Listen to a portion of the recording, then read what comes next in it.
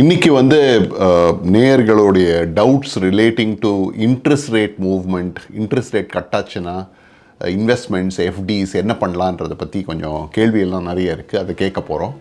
So first கேள்வி வந்து FD ரேட்லாம் குறைய போகிறதுன்றாங்களே, இந்த மாதிரி ஒரு காலகட்டத்தில் வந்து பாண்டுக்கு ஷிஃப்ட் பண்ணுற பணம் வந்து is it a good idea to shift to bonds அப்படின்னு கேட்டிருக்காங்க. எங்களை பொறுத்த வரைக்கும் பாண்ட்ஸில் வந்து வென் இன்ட்ரெஸ்ட் ரேட்ஸ் கொஞ்சம் ஹையாக இருக்கும்போது ஷிஃப்ட் பண்ணிங்கன்னா அதுக்கப்புறம் அந்த பாண்டோடைய இன்ட்ரெஸ்ட் ரேட் குறைய அந்த பாண்டோடைய ப்ரைஸ் வந்து அப்ரிஷியேட் ஆகும். So it's good time.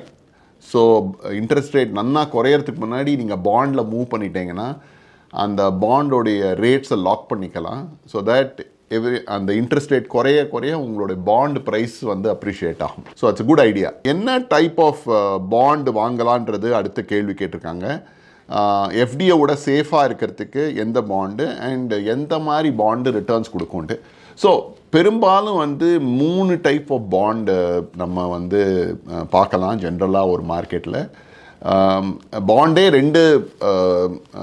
ரெண்டு செப்பரேட் கேட்டகரிஸில் பிரித்தோன்னா செக்யூர்ட் பாண்ட், அன்செக்யூர்ட் பாண்டுன்னு 2 டைப் ஆஃப் பாண்ட் இருக்குது. செக்யூர்ட் பாண்டுனா அந்த பாண்டுக்கு பாரோ பண்ணுறதுக்காக கம்பெனி வந்து அதனுடைய ஃபிக்ஸ்ட் அசெட்ஸ் அண்ட் அதெல்லாம் பிளெட்ஜ் பண்ணியிருப்பாங்க. அது செக்யூர்ட் பாண்ட்ஸ், கொஞ்சம் சேஃபர். நாளைக்கு ஏதாவது பிரச்சனைன்னு வந்தால் அந்த செக்யூரிட்டிஸ்லாம் விற்று அந்த பாண்டுக்கு பணம் ரிட்டர்ன் பண்ணுவாங்க. ஸோ அது secure bond is safer. Then unsecured பாண்டுன்னு ஒரு கேட்டகரி இருக்குது. இது ஒரு ப்ராட் கேட்டகரைசேஷன் ஆஃப் பாண்ட் இருந்தாலும் 3 டைப் ஆஃப் பாண்டு இஷ்யூவர்ஸ் இருக்காங்க மார்க்கெட்டில். ஒன்று வந்து கவர்மெண்ட் பாண்ட்ஸ். கவர்மெண்ட் பாரோ பண்ணுறதுனால அது பேர் கவர்மெண்ட் பாண்ட்ஸ்ன்னு பேர். ரொம்ப செக்யூர், கவர்மெண்ட் ஓட சேஃபராக ஒரு இன்வெஸ்ட்மெண்ட் ஆப்ஷன் கிடையாது. So government bonds safest. அடுத்தது பிஎஸ்யூ பாண்ட்ஸ்ன்னுவோம், பப்ளிக் செக்டர் அண்டர்டேக்கிங்ஸ். இவெல்லாம் வந்து இந்த கவர்மெண்ட் ப்ரமோட் பண்ண அண்டர்டேக்கிங்ஸ். பெரும்பாலும் இவா வந்து தே ரேஸ் பாண்ட்ஸ். அவளுடைய பாண்ட்ஸும் reasonably safer as compare to private bonds. 3வது கேட்டகரி வந்து ப்ரைவேட் செக்டர் கம்பெனிஸோடைய பாண்ட்ஸு. அதுதான் least safe out of the 3. So these are the 3 types of bonds. Returns wise private sector பாண்ட்ஸோடைய returns always will be higher. ஏன்னா they are rating also will be lower. பெரும்பாலும் அதனுடைய rates கொஞ்சம் ஹையராக இருக்கும் as compare to government bonds which will be the lowest. PSU bonds இந்த 2த்துக்கும் நடுவில் இருக்கும் ரேட்ஸ். ஸோ இப்படி தான் இருக்கும் ரேட்டிங். இன் டர்ம்ஸ் ஆஃப் ரேட்டிங்கும் சரி, ரிட்டர்னும் சரி, ரிஸ்க்கும் சரி. ஸோ ரிஸ்க்கு எங்கே ஹையாக இருக்கும் அங்கே ரிட்டர்னும் கொஞ்சம் ஹையாக இருக்கும் as யூஷுவல். இன்ட்ரெஸ்ட் ரேட்ஸ் வந்து விழுந்ததுன்னா இன்னைக்கு காலகட்டத்தில் ஒரு இன்ட்ரெஸ்ட் ரேட்ஸ் கொஞ்சம் ரீசனபிளி ஹையாக இருக்குது. இப்போது ஒரு பெரும்பாலும் ஒரு பர்செப்ஷன் என்னன்னா இன்னும் ஒரு 2-3 வருஷத்தில் இன்ட்ரெஸ்ட் ரேட் அட்லீஸ்ட் ஒரு 1-1.5% குறையுன்றது தான் ஃபினான்ஷியல் எக்ஸ்பர்ட்ஸ் எல்லாம் நம்புகிறாங்க. அந்த மாதிரி ஒரு காலகட்டத்தில் வந்து எஃப்டியும் பாண்டும் ப்ரைஸஸ் எப்படி ரியாக்ட் ஆகும்னு கேட்டிருக்காரு ஒருத்தர். ஸோ எஃப்டி வந்து ஃபிக்ஸ்ட் டெபாசிட் பெரும்பாலும் பேங்க்கில்னு வச்சுருந்தோன்னா நீங்கள் என்ன ரேட்டுக்கு எடுத்திருக்கீங்களோ அது 3 வருஷத்துக்கு அந்த ரேட் அப்ளை ஆகும் உங்களுக்கு. ஸோ ஒரு 5 லட்ச ரூபா ஒரு எஃப்டியில் போட்டிருக்கீங்க பேங்க்கில், அது வந்து ஒரு 7% கொடுக்கறதுனா அந்த 3 வருஷத்துக்கு 7% உங்களுக்கு வரும். At the time of maturity திருப்பி ரெனியூ பண்ணோன்னு நினச்சிங்கன்னா அன்றைக்கி என்ன இன்ட்ரெஸ்ட் ரேட்டோ அது அப்ளை ஆகும். அதுக்குள்ளே ரேட்டு குறைஞ்சதுன்னா உங்களோட எஃப்டி புது ரேட்டில் வரும். இதை தவிர பெரிய வித்தியாசம் கிடையாது ஒரு பேங்க் எஃப்டியோடைய கைண்ட் ஆஃப் இன்ஸ்ட்ருமெண்ட்டில்.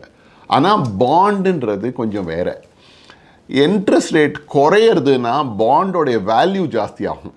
ஸோ நீங்கள் வந்து பாண்டு வந்து 100 ரூபாய்க்கு வாங்கியிருக்கீங்க, 10% இன்ட்ரெஸ்ட்டில் இருக்குது அந்த பாண்டு உங்களுக்கு 10% வருஷம் இன்ட்ரெஸ்ட் கொடுக்கறது, நிதி கொடுக்கறதுனா நாளைக்கு 1% இன்ட்ரெஸ்ட் ரேட் மார்க்கெட்டில் குறைஞ்சதுன்னா அதே 10% பாண்டோடைய ப்ரைஸ் பார்த்தீங்கன்னா 103 ரூபா 104 ரூபான்னு போகும். ஸோ உங்களுக்கு ஒரு 4% அப்ரிசியேஷன் இருக்கும். Every time interest rates moves down bond prices go up. அதான் பாண்டுக்கும் ஒரு எஃப்டிக்கும் பெரிய வித்தியாசம்.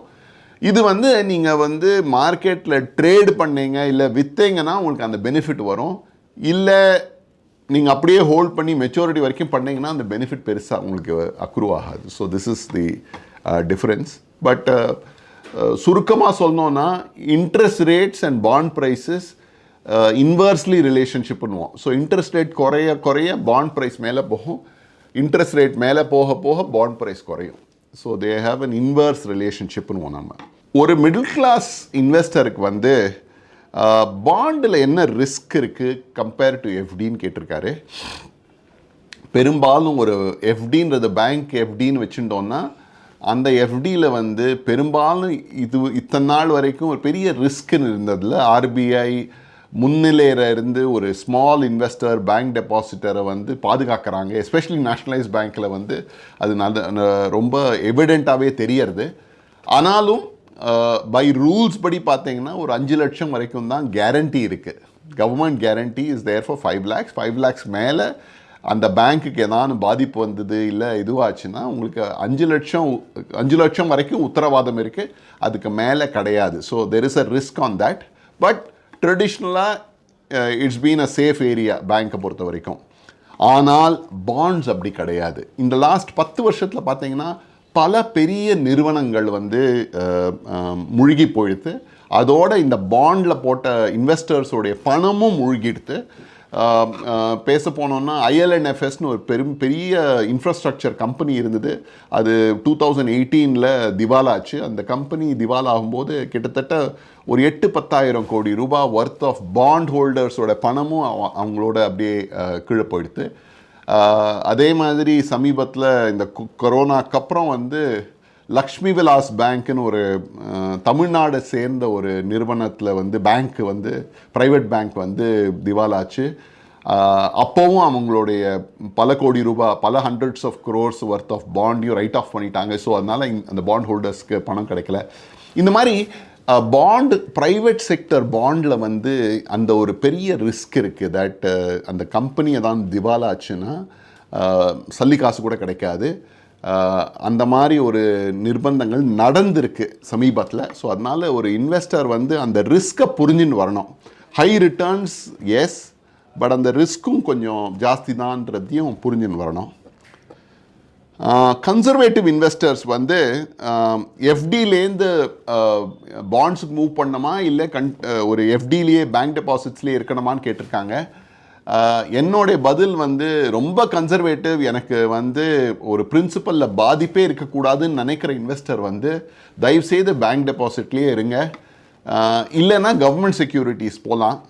அது கவர்மெண்ட் செக்யூரிட்டிஸ் கூட ஒரு லாங் டேர்ம், ஒரு 10 வருஷம் டைம்லைனில் வச்சு வரலாமே தவிர ஷார்ட் டேர்மில் தயவுசெய்து வராதிங்க. பாண்ட்ஸை பொறுத்த வரைக்கும் ப்ரைவேட் செக்டர் பாண்ட்ஸ் வந்து ரொம்ப ஹை ரிஸ்க். அதை வந்து கொஞ்சம் நீங்கள் புரிஞ்சுன்னு நடக்கணும். That's my idea. Are short term bonds better than long term பாண்ட்ஸ்னு ஒரு கேள்வி கேட்டிருக்காங்க. இன்ட்ரெஸ்ட் ரேட் வந்து இவ்வளோ பயங்கரமாக ஃப்ளக்சுவேட் ஆகுது, இதுக்கு வந்து ஷார்ட் டேர்ம் பெட்டராக லாங் டேர்ம் பெட்டராக கேட்டிருக்காங்க. என்னை பொறுத்த வரைக்கும் அந்த ஃப்ளக்சுவேஷன் தேவையில்லை, எனக்கு ஃப்ளக்சுவேஷன் ரொம்ப பாதிப்பாக இருக்குது அப்படின்னு நினச்சிங்கன்னா short term bonds is better than long term. Long டேர்மில் அந்த ஃப்ளக்சுவேஷனோட நெகட்டிவ் வரும், பாசிட்டிவ் வரும்.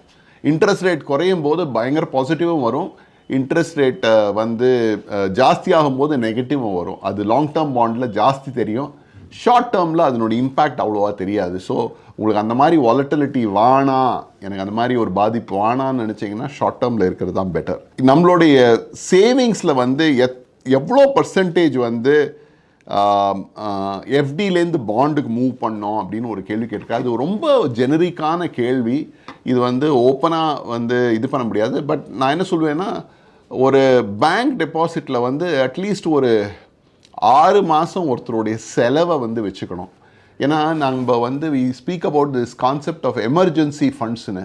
ஸோ அந்த பேங்க்கில் வச்சுருக்கிற பணம் வந்து அந்த எமர்ஜென்சி ஃபண்டை சார்ந்து இருந்ததுன்னா ஒரு 6 மாதத்துக்கு எனக்கு வேலையில் ஒரு பாதிப்பு இல்லை, ஒரு மெடிக்கல் எமர்ஜென்சி ஃபேமிலியில், அது எல்லாத்துக்குமே இந்த ஒரு 6 மாதத்துடைய செலவு வந்து யூஸ்ஃபுல்லாக இருக்கும். அதுக்கு மேலே இருக்கிற பணம் வேணால் நீங்கள் பாண்ட்ஸில் போடலாம். அதுவுமே அந்த பாண்ட்ஸோட ரிஸ்க்கை புரிஞ்சுண்டு பண்ணிங்கன்னா உங்களோட எக்ஸ்பீரியன்ஸ் பெட்டராக இருக்கும்.